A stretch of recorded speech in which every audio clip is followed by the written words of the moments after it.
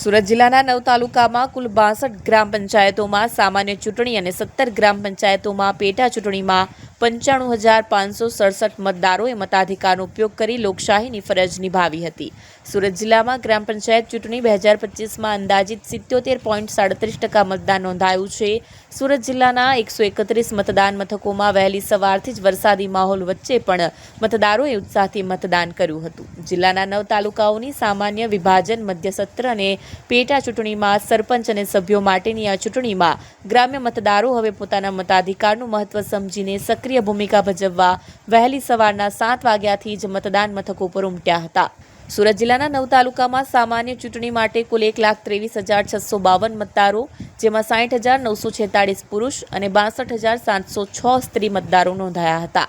જે પૈકી કુલ 95,567 મતદારોએ પોતાના મતાધિકારનો ઉપયોગ કર્યો હતો, જેમાં 46,830 પુરુષ મતદારો અને 48,737 સ્ત્રી મતદારોએ મતદાન કર્યું હતું.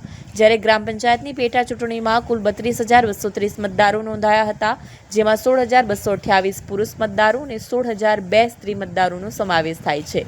જે પૈકી કુલ 19,514 મતદારોએ પોતાના મતાધિકારનો ઉપયોગ કર્યો, જેમાં 9,954 પુરુષ મતદારો અને 9,560 સ્ત્રી મતદારોએ મતદાન કર્યું.